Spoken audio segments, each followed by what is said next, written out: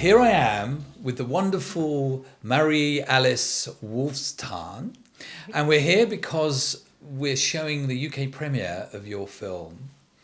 And I should kick off by saying that the film is a sort of a mixture of different elements. How would you tell people what the film is about? I mean, there's quite a bit of historical context. And, you know, of course, when you're in fiction, you have the liberty of choosing different parts, you know, and basically recombining them in a different way. But there's basically, you know, everything that's in there is, you know, there's a lot of elements of truth in there, basically, of real history. So, you know, for the one, the whole Lebensborn project, which was a project by the SS. The main character is, one of those Lebensborn babies and doesn't know who her parents are. And so, yeah, it's very much a quest to find out who she is. So that's you know. Why did you want to make it a genre film? I think genre just gives you so much more liberty to go into, you know, subjective perception of a person, of a character. I think because, I don't know, I always say we live in a grey zone between reality and fiction. You know, we live in our own bubble. And so, you know, a lot of things are basically, yeah, it's very much, it's very interesting to understand where a person is coming from. And, you know, and genre just gives you the opportunity to maybe exaggerate that a little bit, to visualize that, to go into, you know, fantastical aspects, to go into dreams, to go, you know, so it's basically, yeah, it's just really, well, she goes on a very dark journey. Yeah. I mean, what inspiration from other film directors did you look towards in order to kind of give it that kind of punchy, dark, horrific feel that the film's got? Did you have any influences? I mean, not directly. I would say I'm definitely influenced by sort of, you know, the whole, psychological horror of the sort of late 60s, early 70s, you know, Polanski and so on. So that probably, and I mean, it's, you know, it's like all sorts of things. Like, I was also quite inspired by the documentary Grey Gardens, because they, you know, Little and Big Eddie have such a bizarre dynamic of kind of, you know, having this dependency, at the same time they're kind of manipulative towards each other. So I thought that was quite interesting. So I guess, you know, inspiration comes from all sorts of things. Well, talk about inspiration. You trained as a multimedia artist, and in fact, this is a kind of homecoming, isn't it? Because you trained in Edinburgh.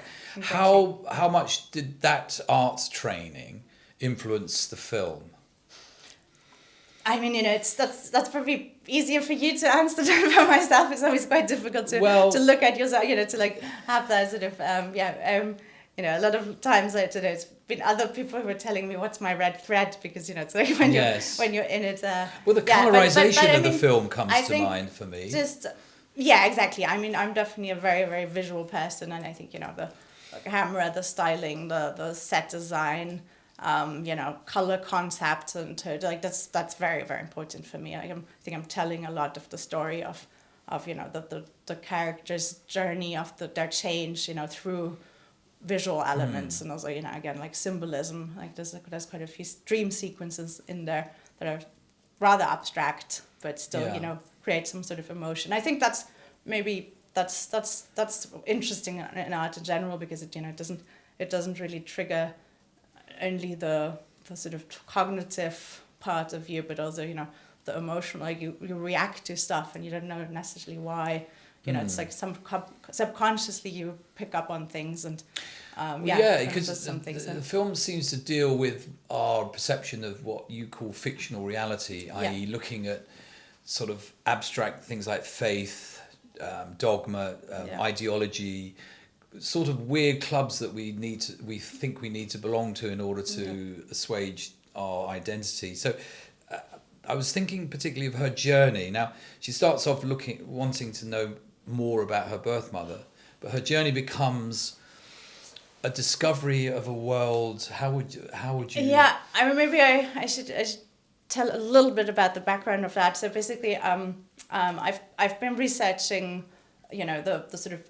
ideological and also the mythological sort of backbone of the NS ideology for a while, because it's funny, being Austrian, you think we know a lot about, kind of, this whole part of history basically, but it's not, I don't know, we haven't really learned that much about, what their sort of, grand ideas were. It's much more about, the kind of horrors it ended up being. And of course, for me, that's also linked, and I think it's like, the more you understand where a person is coming from, as, no matter how horrible it is and how abstract and bizarre and, it still helps you to kind of understand the how things could have gone that terribly wrong. I suppose I want to end by saying this was your debut feature, and what a debut feature. You've already won awards, and I'm sure the film is going to go on to be a success.